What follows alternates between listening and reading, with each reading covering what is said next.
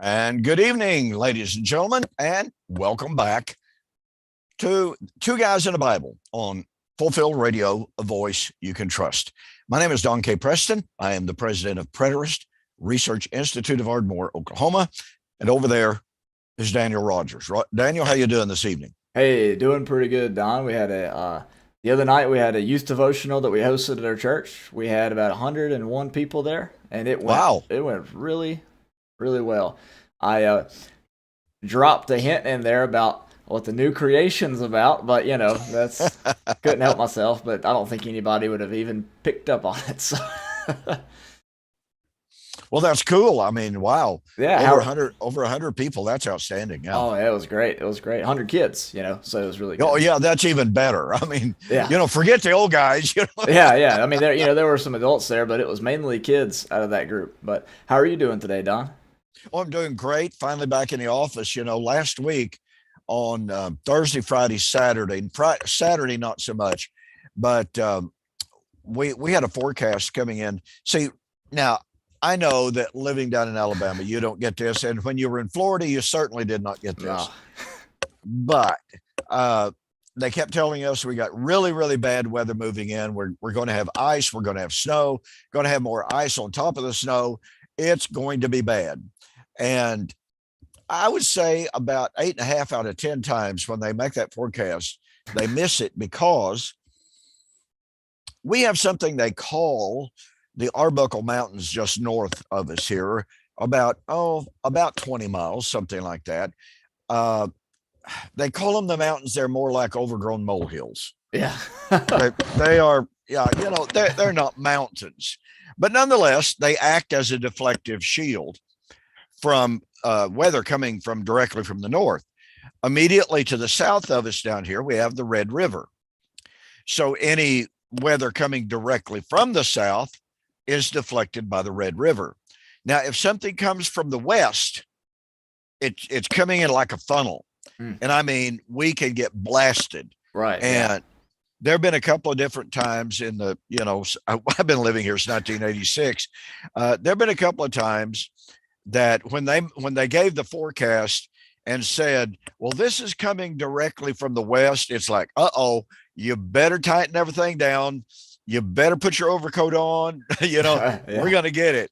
Right. And I mean, yeah, we just had tons, but this time they said it was going to be coming from the southwest, and we were going to have temperatures anywhere from 10 degrees to 5 below. And so it got down 10 and 11 degrees with a what they call the wind chill factor. It was at like 5 degrees below zero Wow. for 2 mornings. And like I said, for us, that is just the whole town shuts down when it does that. Oh yeah. Yeah. Because this place is simply not ready and accustomed to that kind of weather.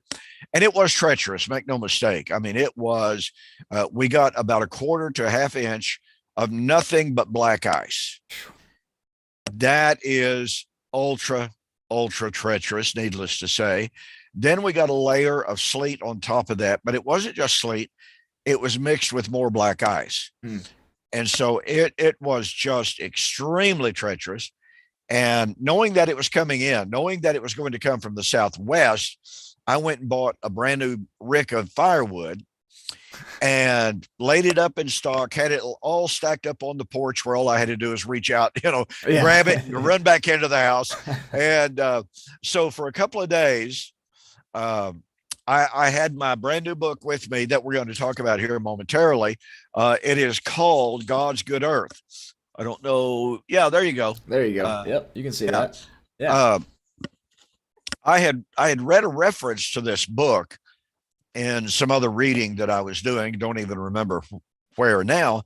But when I read about it, I thought, oh, wow, this could be groundbreaking. This Yeah. could be, wow, this could challenge the paradigm for sure. And so I had purchased it, and it came in on Wednesday. And remember, our front's supposed to be here on Thursday and Friday. And sure enough, when I started to go to bed on Wednesday, I looked out, and I mean, it was snowing, It was sleeting. It was raining.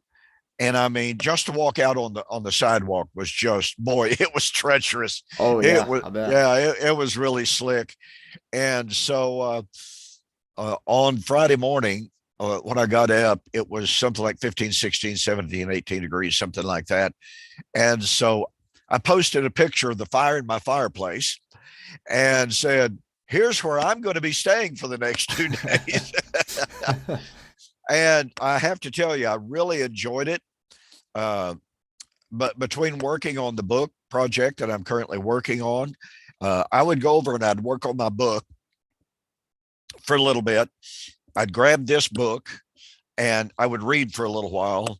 And then it would be time for a little nap. And then Oh I'd yeah, wake up and yeah. I'd do it all over again. Yeah, yeah, that sounds like me. That sounds like me. It was a really tough 2 days. Oh yeah, yeah. I just don't know how I ever survived it. I feel so bad for you. Yeah, I know. So actually, when you said that you ordered that on the broadcast last Tuesday, I went ahead and ordered myself a copy, and it came in on Thursday. But with the youth devotional going on and homework and everything, I haven't had a chance to dig into it yet. But it's on the top of my pile. I'm sure you have one of these. It's on the top of my pile of books. Oh yeah. Oh yeah. Yeah, I understand.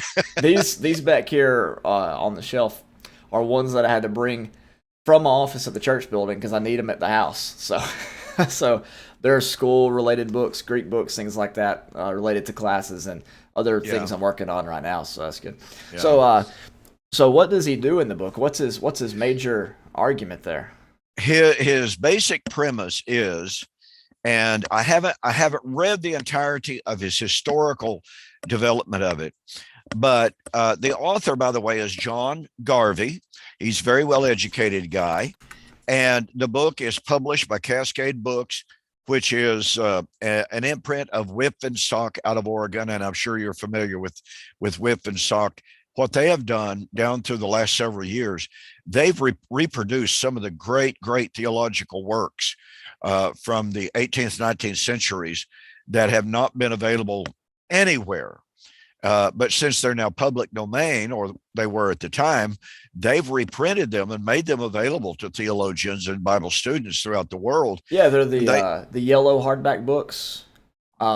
They do some of that, yes. And then there's the ones with like the browns and the grays kind of across the bottom of the spine. I have a whole row of those. Yeah. Yeah.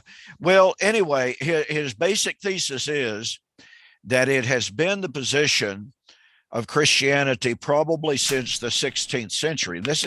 I can't wait to get to this section because he says that basically the idea that when Adam was cursed with being cast out of the garden, and when God said the ground is cursed for your cause, by the sweat of your brow, you'll produce fruit and you'll be fighting the thorns and the thistles and all this kind of stuff.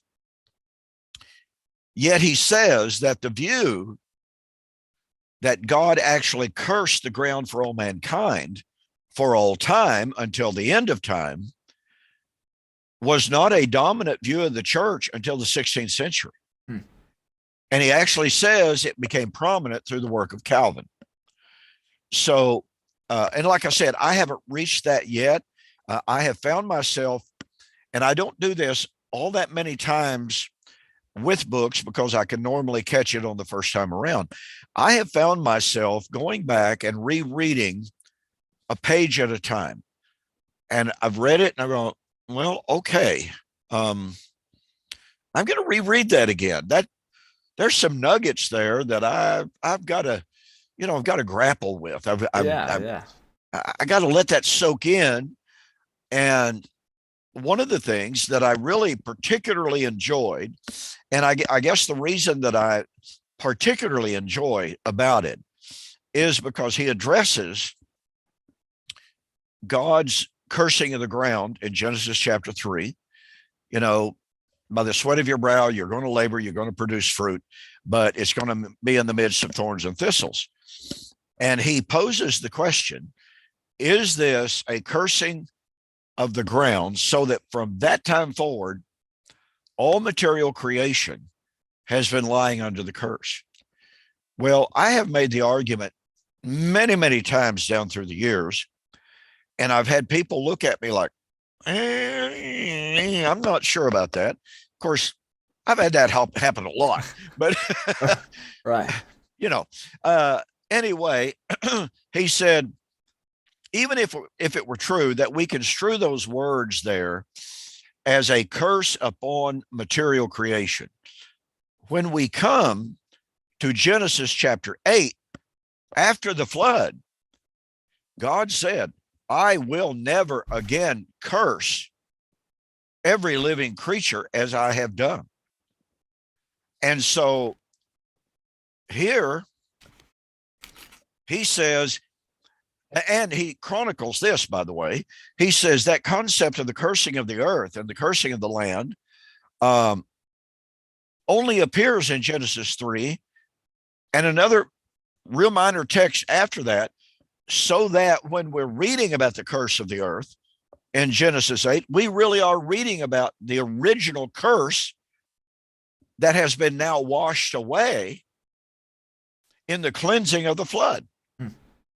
And of course, I'm sure I don't have to tell you, and probably many of our viewers as well, many theologians have noted that in the flood, a new heaven and a new earth came into existence. A new creation came into existence. God had wiped away the old creation and made all things new. And so his point in the book is, okay, let's agree for argument's sake that Genesis chapter 3, God was cursing the earth, the ground. In Genesis 8, after he purged the earth, the curse is gone, because that's the force of the language in Genesis chapter 8 and in chapter 9 as well. Like I said, I have made that argument in the past many, many times. And I have indeed had people say, no, that can't be true. And of course, most of the people that objected to that argument were people who believe that all physical creation is still lying under the curse of Adam, which I don't believe at all. So he does some really, really, really excellent linguistic studies throughout. He draws on scholars such as Heiser, who is one of the most foreknown scholars in the modern world of understanding the ancient Near East culture, their thought, their literature, their journalism, etc. He draws on John Walton, who is an equal scholar, who has written a series on the lost world of Genesis, the lost world of Torah.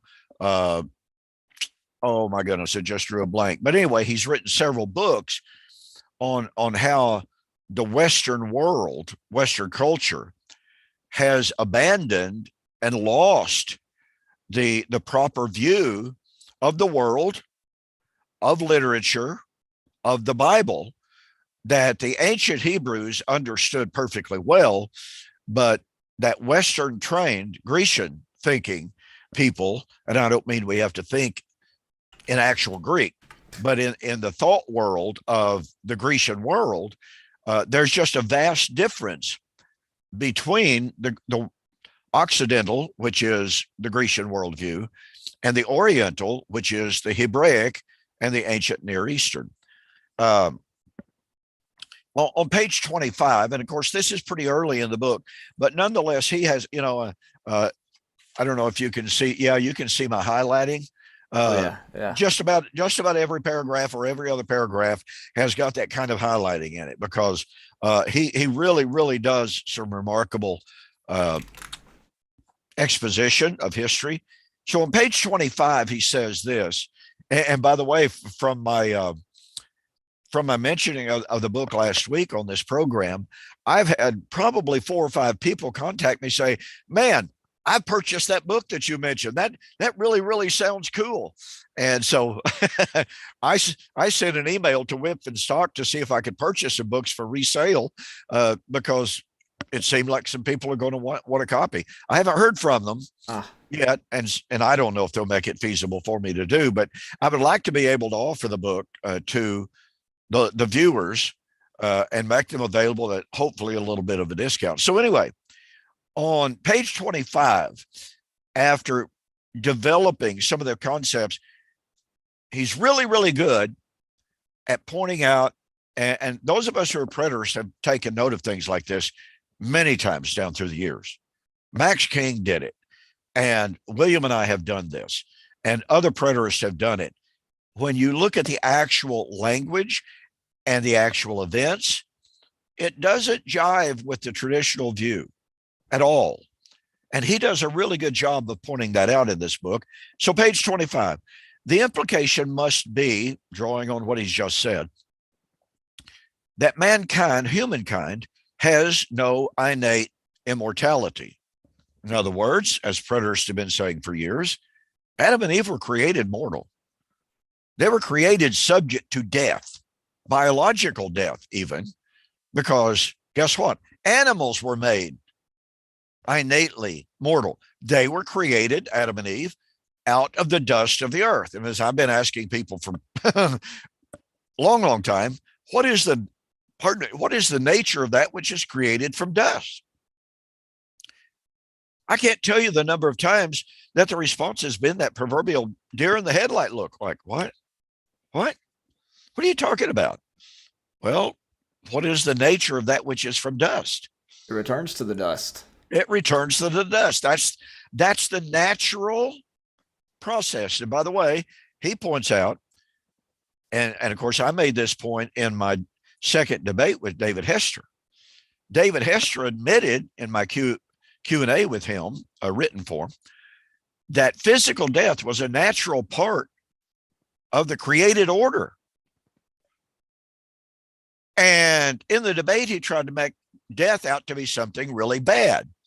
Well, I got up and I read his quote, I read his admission, and I said, David Hester admits that physical death was a part of the natural order, which means that God deemed physical death very good. Wow. And I just challenged him. I said, show us where death became bad all of a sudden, whereas a few minutes ago it had been deemed very good. And of course, he wouldn't touch that with a 10-foot pole. He never did that. So back to the book here. The implication must be that humankind has no innate immortality, but only that granted by God. And in fact, assuming the tree of life to be at least partly metaphorical, eternal life is gained only in communion with God, the very thing broken by Adam's disobedience. Thank you. Excellent.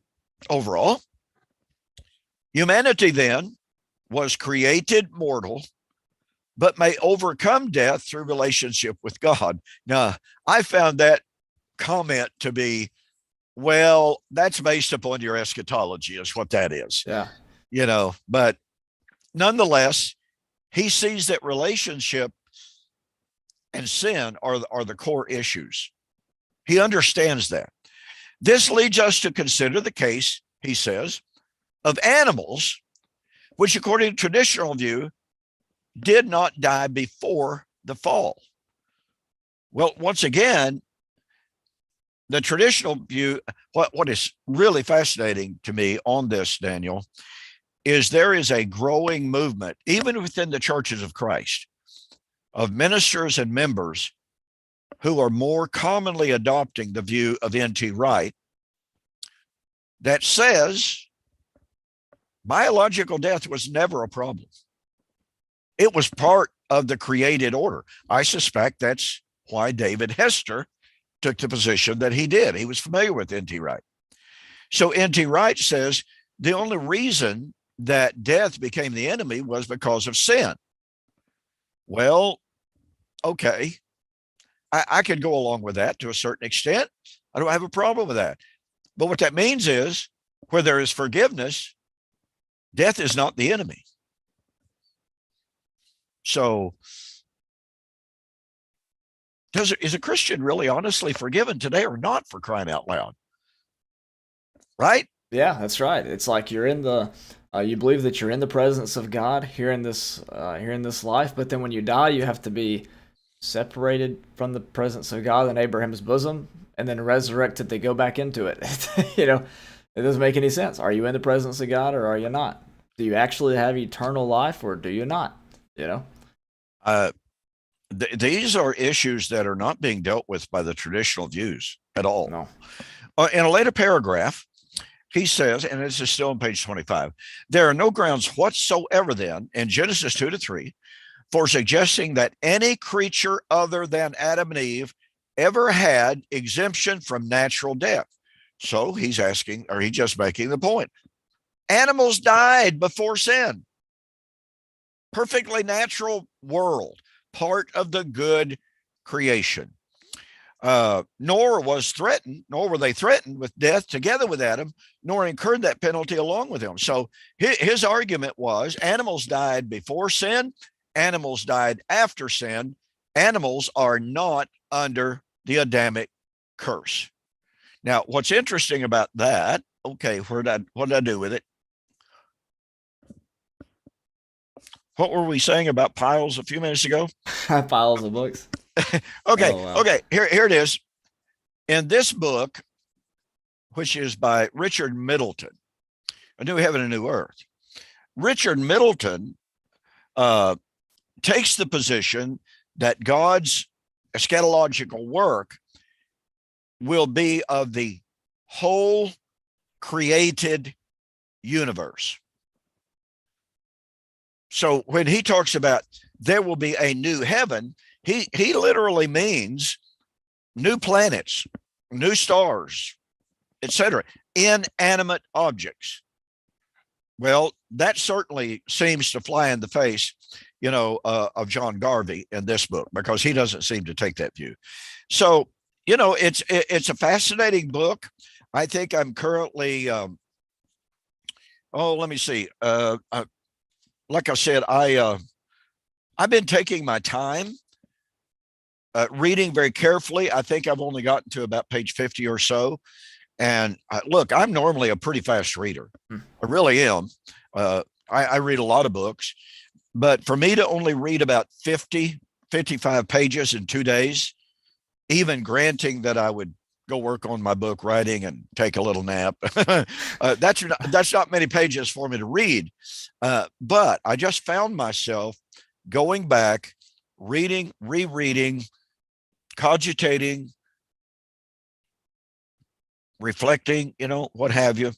And so it really is, in spite of the fact that he is undeniably a futurist, and he believes that salvation is not completed until we get this physical body out of the dirt. And he really, really, really emphasizes that in his, quote, exegesis. I don't like to call it exegesis because I don't think he actually exegetes Romans 8 all that much. He does some good word studies, but he ignores the massive temporal imminence that's in the text. So I'll call it exegesis just to be kind. But his whole point in Romans chapter 8 is to try to point us to a yet future physical resurrection and redemption of creation. Only he, separate from Middleton, contradistinction with Middleton, he takes a position that creation in Romans 8 is not the entire physical, non-sentient creation, but rather it is mankind. It's really a fascinating book in many ways. Yeah, that's interesting. I'm looking forward to getting into it myself. I know that when I was doing studies on that subject a few years ago, the verse that really stood out to me was Paul's argument for why they could eat foods that were once considered unclean. And he said in 1 Timothy 4:4, "For everything created by God is good," echoing, of course, Genesis chapter 1. Absolutely. Not everything was good and then became bad, but everything is good. And so everything, I'm guessing that's pas or panta or one of the conjugates of that, means everything, all, Yeah. And so I don't see why we would say that the creation is bad. When I was out hiking with a friend of mine who I just met in this new area, he's an Episcopalian priest, and we met because a mutual friend of ours knew that we were both preterists. And so he got us together and he said, "Okay, I want you to say your heresy first, and then I want you to say your heresy." And so we're sitting at the table. I said, well, I'm a preterist. He said, me too. And then my friend just started laughing at us. So anyways, we were out on a hike, and just beautiful. Lake Gunnersville, northeast Alabama, hiking through some sort of mountainous areas and exploring caves and things like this, and just looking out over the Tennessee River Valley there. It's just magnificent and beautiful. I don't see how you could ever say that it was anything less than good. But when you look at houses that dot the landscape, and then you think about the problems that are going on in those houses, maybe fights or family feuds or something, you know that any kind of animosity that's, found in this vast, beautiful landscape comes from sin, not from a problem with the creation around it. If they would open up their eyes, they'd see how beautiful the world is that they live in. The problem is with the individual's sin within that specific home or community or whatever, and that really just stood out to me while I was out hiking a few weeks ago when it got warm enough to be able to do that. And I look forward to exploring even more in these mountains up here in northeast Alabama, because God's creation isn't bad or corrupted. It's beautiful, and it was created good, and it is good. So, that's, to me, it's not an exegetical argument, but it's one that you can't help but notice when you go to the beach or go to the mountains or, travel off into the plains. I mean, God's world is simply breathtaking.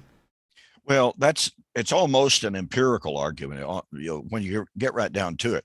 I mean, you can see with that splendor, and I have been so privileged to be able to see some things in this world that are just like you're saying, they're breathtaking. Oh yeah. And I will say this, and as you probably know, on Fridays right now, I'm doing a segment entitled "Why N.T. Wright is Wrong," and on the redemption of creation. And N.T. Wright, in his book on Paul, I've got it laying right there, says that when the Lord comes, then that is when the myrtle will be better, and he names off plants and flowers and what have you, as if those plants right now are somehow deficient. Yeah. And I made the comment in one of my videos, I don't remember which one it was, that I want to know, since we're talking about the redemption of creation, and again, Richard Middleton, and he's not alone in this, by the way, at all. He's not alone.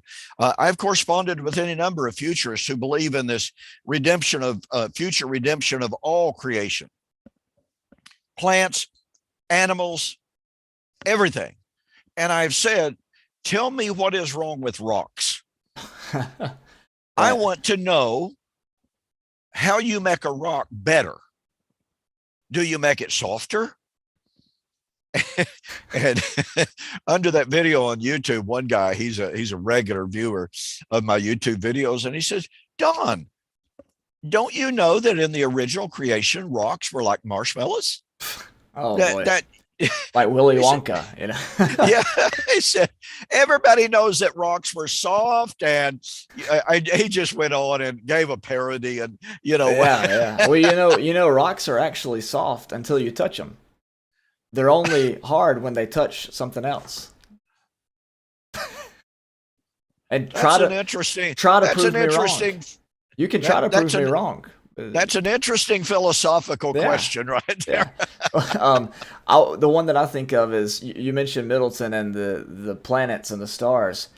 It's almost like he's never been out in the country where there's no street lights, or light pollution. That's the most breathtaking view that you could have, is the Milky Way, looking up in the sky and seeing the stars and the constellations and the moon. I mean, it's just magnificent. If the stars declare the glory of God, then if they're corrupted, do they declare a corrupted God? That just doesn't make any sense to me at all. It doesn't make any sense at all. And by the way, there have been a lot of commentators down through the years who have called attention to just exactly what you were quoting there, The heavens declare the glory of God, and the firmament shows forth his handiwork. And which commentator was it? I've forgotten. Completely slipped my mind. But anyway, he was an older commentator.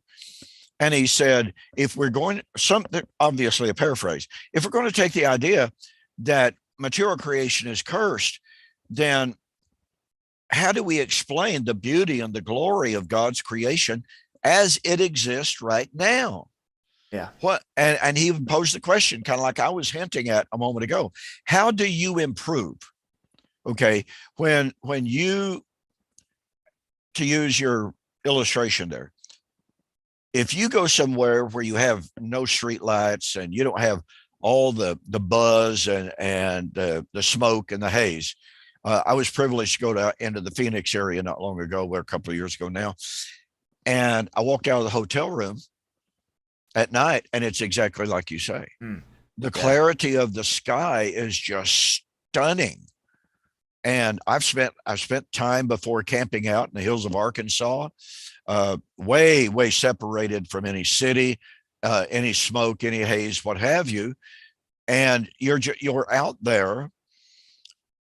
Number one, the blackness is just, boy, when it's dark, it's really, really, really dark. Oh yeah, yeah. But when you look up at the sky and you see the clarity of the sky and the beauty of the heavens, it's little wonder. And when you think back to David living 900 years before the urban sprawl and before pollution, what have you, what it must have been like for him to walk out on the terrace of one of his palaces and to look up and to say, the heavens declare your glory. Yeah. Yeah. In ways maybe that we can't even experience unless we go to Peru and climb a mountaintop or something like that. Oh yeah, I grew up on a 170-acre farm in northeast Alabama, and Alabama is mostly forest. We have some large cities, but when you're driving down the highway, you're mostly in between places when you're going down the road. Yeah. And you can go out in our yard at night when everybody's asleep and all the lights are off in the house and the floodlights are off and everything. All you see are the stars. It's just breathtaking. When I would bring home a girlfriend from college, bring home my wife Laura, we would always go out and just look at the stars. You just can't help it. It's just mind blowing. But so when you think about what needs redeemed, you're standing on a lookout on a mountain, on a ledge and looking out over the valley. What needs redeemed isn't the trees and the foxes that are dashing around and the deer that are playing. What needs redeemed are those people in the houses who are causing the problems. That's who needs redeemed, And Garvey does a really good job of pointing out. He has a chapter entitled something like "Red Herrings" of arguments that are made trying to prove that redemption needs to be applied to material creation, and he makes the point, and he makes it extremely well, that in the passages that are sometimes adduced by people, it's not the material creation that is at fault. Material creation may be being used by Yahweh to bring punishment on a sinful people. But as you were hinting at there, it's the sinful people that are the problem. And it is a creation that was made for God's purposes and man's purposes that God is simply using. Not because that creation is evil. And he's quick to point out from those very texts that the creation there is never called evil or cursed or what have you. It's just that God is using that part of creation to judge someone else. Yeah. So he's very quick to make the obvious distinction between evil bugs, slugs, and mosquitoes, so to speak. Right. And material creation that God is using for his retributive purposes. Well, it's like in Amos chapter 4. God tells the people through Amos, you're going to have cleanness of teeth, you're going to have pestilence and all these other things. That wasn't because creation was corrupted, it was because they had disobeyed God and received the cursings of the law, which is found in, what happened with Adam in Genesis 3. That was his own personal problem there. The other thing that, let's see, that came to my mind is, whose responsibility is it to redeem physical creation? Well, that was Adam's. He was the one that had to care for it and tend to it. If we're supposed to be the caretakers of this world, if a river's polluted, it's not God that's going to make it unpolluted at this end of time. It's us that have to get out there and pick up the trash and not trash it up, and take care of what God has given us. So, the responsibility of the redemption of that kind of creation falls on the ones to whom God, gave it, Yeah, and that's a whole lot of the point that that John Garvey makes in this book is how responsible mankind has to be. Mankind has to stop pointing the finger and saying, well, this is not his terminology, you understand. This is the dog's fault because he's accursed. No, that's not the problem. And again, that's not his illustration at all. I'm just simply saying that John Garvey says that mankind has to understand that mankind is the problem. Sin among mankind, that's the problem. And it is mankind that needs to be redeemed. Now, again, he kind of goes off track because he's got to take the position. So far, he hasn't just stated this in an overt, explicit manner, but he's got to take the position that it's the human body that lies under the curse. Yeah. Yeah. And so that's almost a Gnostic view.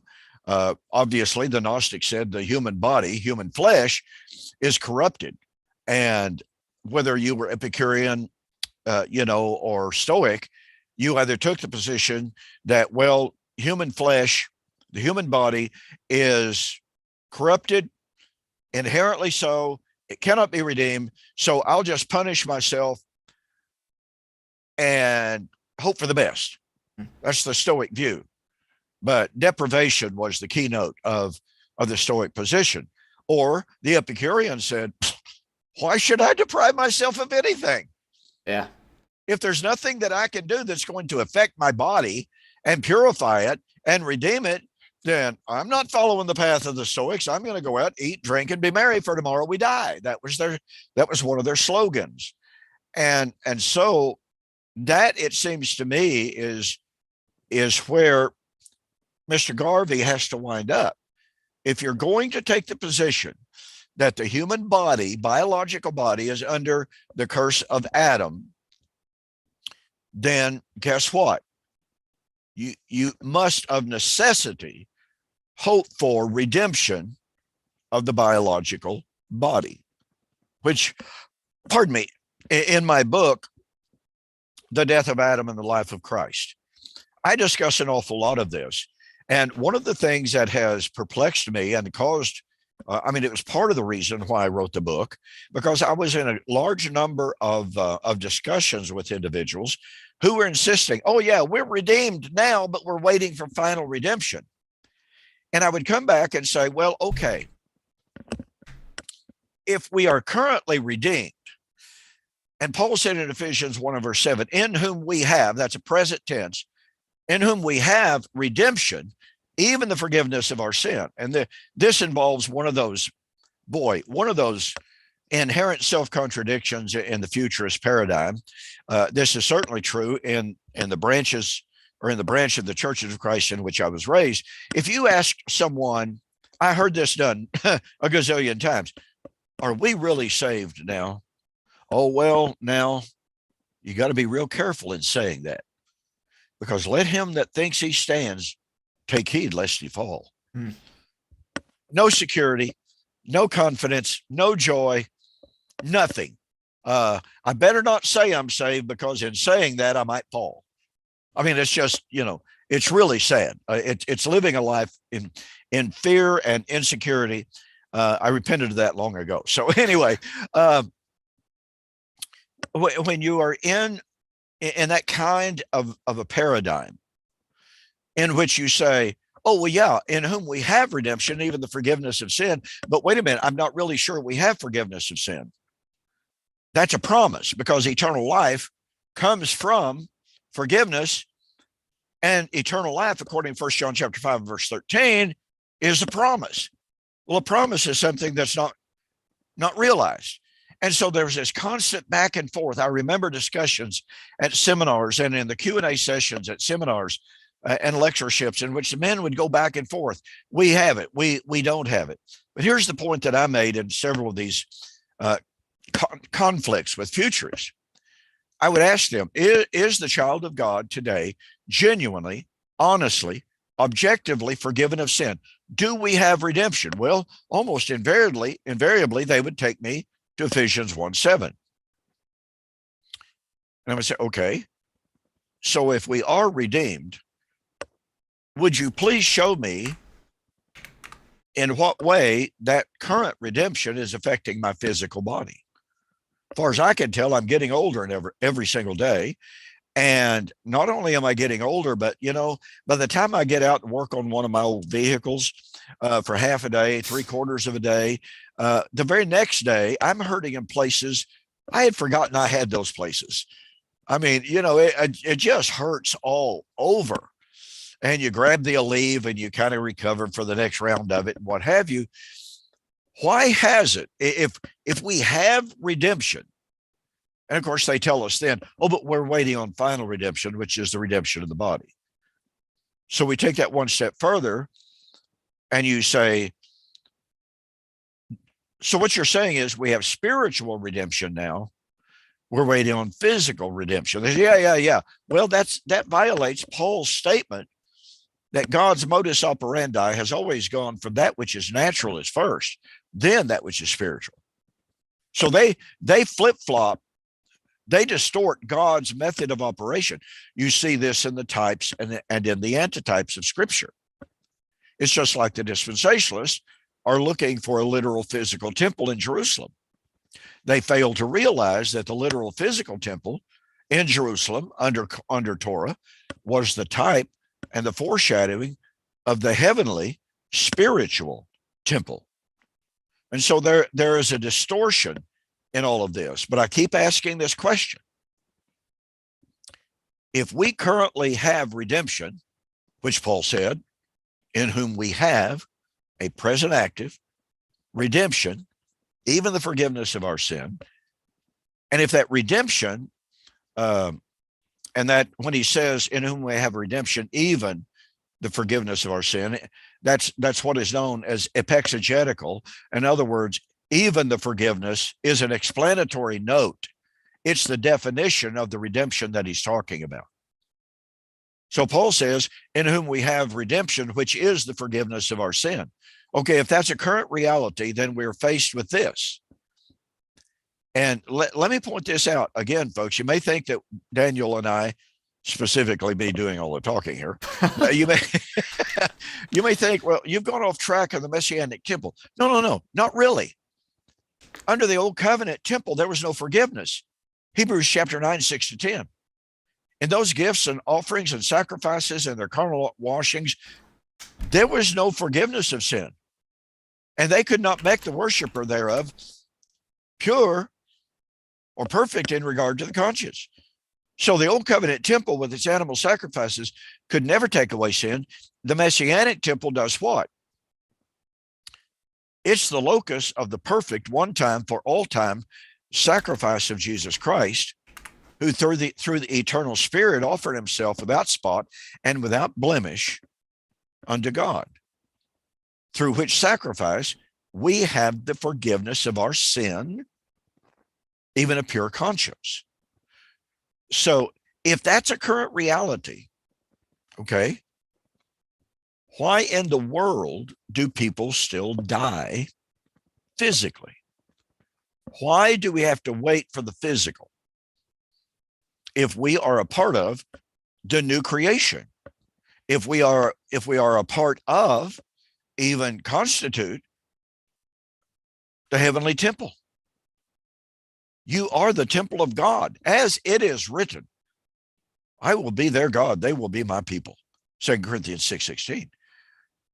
And I can't get any answers to these questions from the futurists who want to insist on spiritual redemption now, physical redemption at the so-called end of time.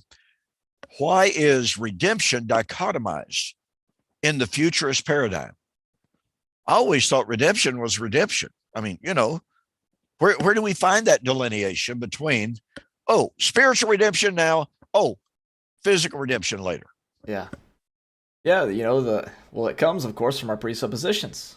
Yes. We assume that the coming of the Lord on the clouds is coming on a cumulus cloud, and with a shout, there's going to be an actual shout and an actual trumpet, and so actual bodies coming up out of the graves. I mean, that's the line of thinking. We fail to go back to the Old Testament to dig into how they used those types of symbols and imagery to paint a picture of the presence and glory and judgment of God. And because we don't take the time to do that, we read into the New Testament all of our presuppositions, including, the expectation or the idea that death is an enemy. Of course, at every funeral that I've been to of a faithful Christian, what does the preacher get up and say? Now we know that John 11 says that if you believe in me, you'll never die. So even though the body's in front of us, we know that they're in the arms of God now. And when they get back home and preach the same sermon the next Sunday, they go to Abraham's bosom. Haven't figured out which one is which. But, it just depends on if it's a funeral or a Bible study. But the idea there is no death for a Christian. They live on. We sing that one song, I live on. And even though my body lies in the cold, cold clay, I live on, was the song that we sang all the time. But when it gets into these kinds of discussions and we run into passages like 1 Corinthians 15, we forget that, and now we have to come up with this other kind of death.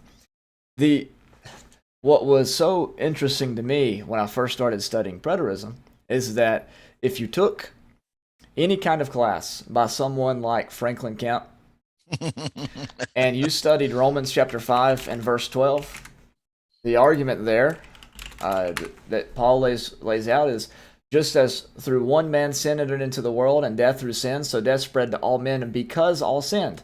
He would say, well, since babies haven't sinned and babies die physically, the type of death discussed in 5:12 must be spiritual death. Yes. Which I totally agree with. But death in Adam, life in Christ, there's no difference between Romans 5:12 and following and 1 Corinthians 15. And that's what I kept running into, is this dichotomy between the spiritual and the physical.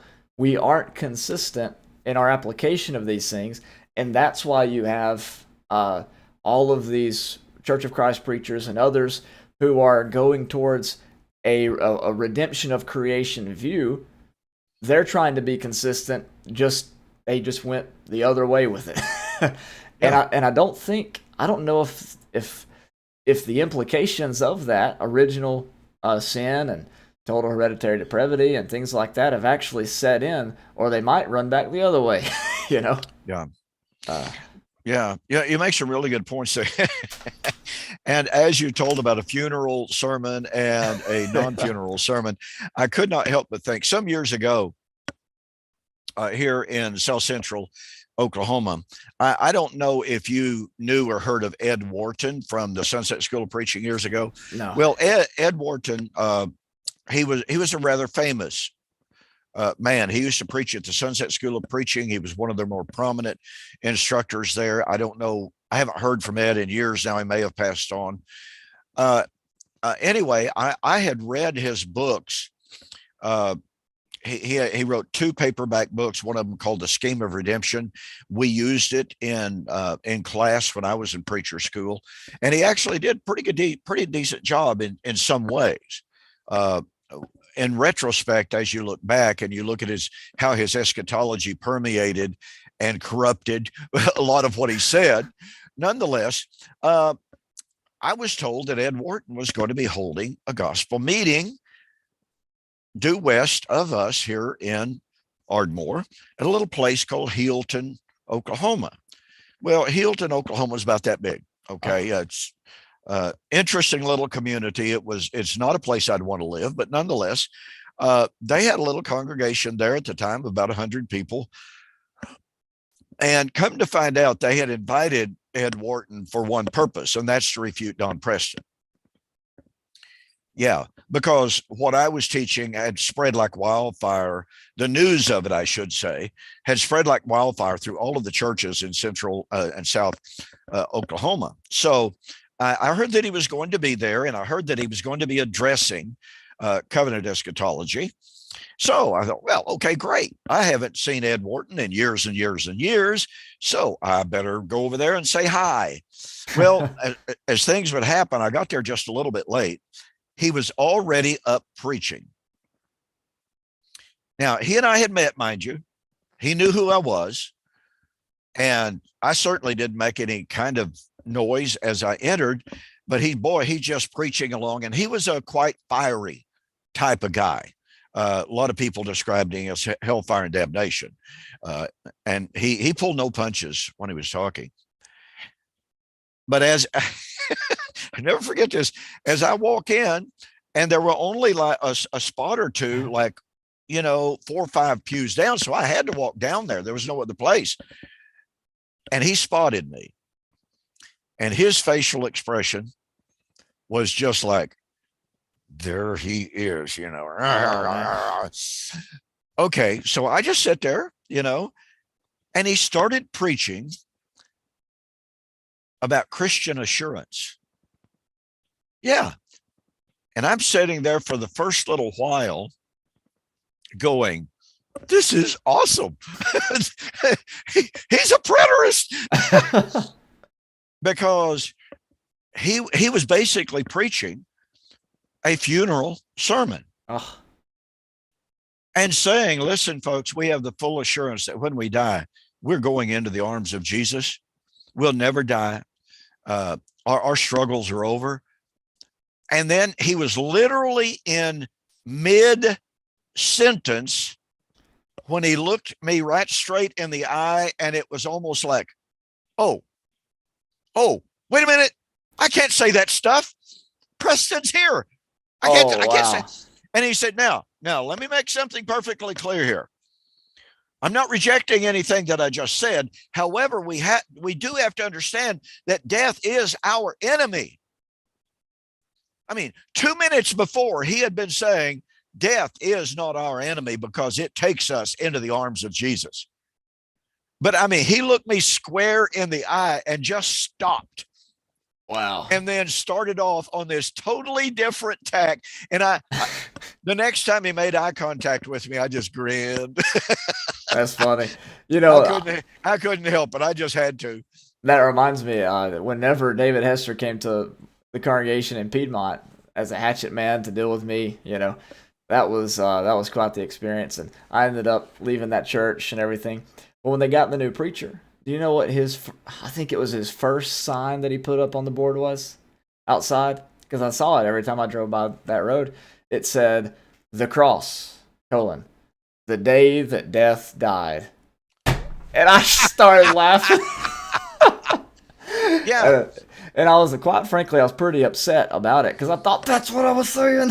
Yeah, they just didn't get it. Yeah. Well, and I went to a funeral. A really wonderful Christian woman. I mean, she was she was one of those gentle, kind, humble, servant spirited Christian ladies. And she was the mother of my best friend at the time. Now he stood about 6'4". He had been a cowboy.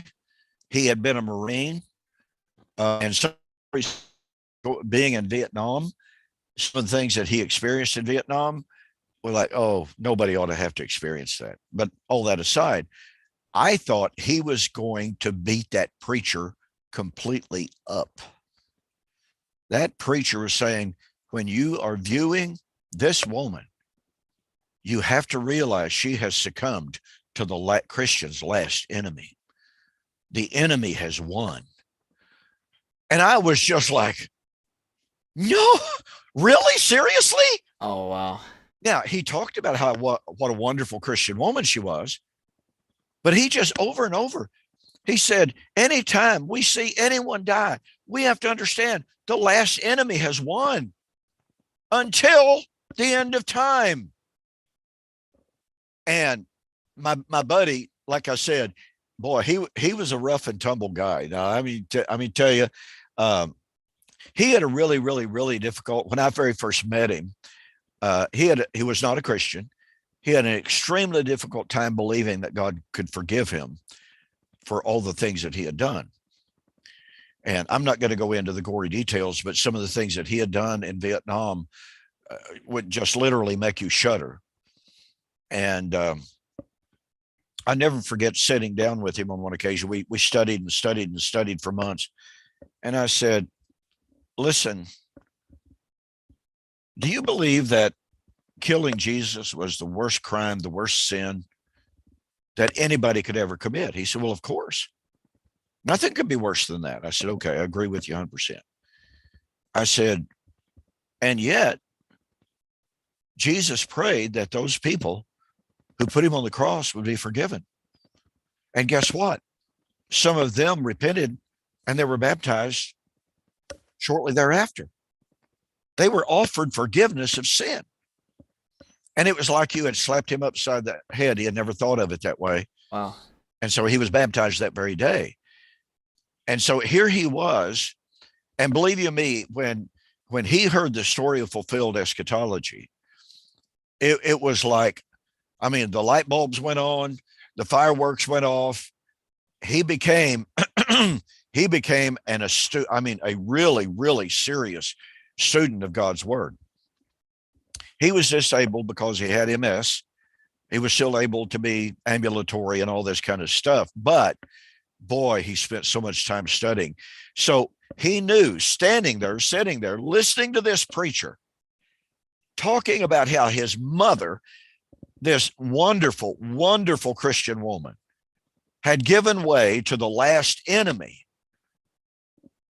I mean, oh man, I thought he was going to come up out of that chair. You know what's interesting? In 1 Corinthians 3, Paul says, Paul, Apollos, they don't mean anything because all things are yours. And he says life and death. Death. Yeah. Death belongs to you. Yeah. That sounds pretty good. Yeah. To be able to stand up and own it at a funeral and say, yes, she's dead, and yes, we're going to miss her so much, the memories we could have made, the meals we could have eaten together, but nothing surpasses the joy that she has right now because she is made more than a conqueror. She hasn't been defeated. She's won. Yeah. Yeah. That's well, after that funeral, I must say, I got with my friend, and like I said, he was so livid. I mean, and I just told him, I said, Bobby, you have to understand, the guy probably was pointing some of that stuff at me. But secondly, you have to understand, he is as traditional as it gets. The man has never thought beyond his nose and the tradition of the churches of Christ or the amillennial world as a whole. So I said, don't blame him. He wasn't trying to take a shot at your mother. I said, remember, he said some wonderful things about her and about her faith and about her humility and about her service to her fellow man. So I said, he wasn't taking a personal shot at you. I said, if he was taking a personal shot at anybody, it was me. Right. And it's just the bottom line. Yeah. And I said, guess what? Doesn't bother me. I said, I've got really, really thick skin. I had that happen at a funeral, Don, for my grandmother. The man got up and preached, and he said, John 11 says that you'll never die. And then he kind of looked at me a few minutes later, and he said, but we know that death hasn't been defeated. We know that we need to be resurrected. And I leaned over to my uncle, who is an atheist, by the way, who is aware of the whole situation. And I said, now let me ask you something. If I never die as a Christian, why do I need to be resurrected? He said, yeah, I agree with you. I see your point. But Don, before we go, I have to say this. Right now, it is 7 p.m. on a Tuesday as this is airing, which means that Auburn is about to conclude their thrashing. Cut! And so I had to wear yeah, the Arkansas Razorback. I will be in front of my TV now, watching as this airs. I might be eating my words tomorrow night. Well, I tell you, Arkansas is tough to beat at home. I will give them that. Yeah, we'll see. I probably just cursed. it. We can hope so. Anyways, Don, you have a good week, and I'll see you next Tuesday for some more Bible study with you. You're not allowed to talk about the game next Tuesday unless Arkansas wins. Deal. Ladies and gentlemen, thank you for joining us here on Two Guys in the Bible on Fulfill Radio, a voice you can trust. With Daniel, I say good night.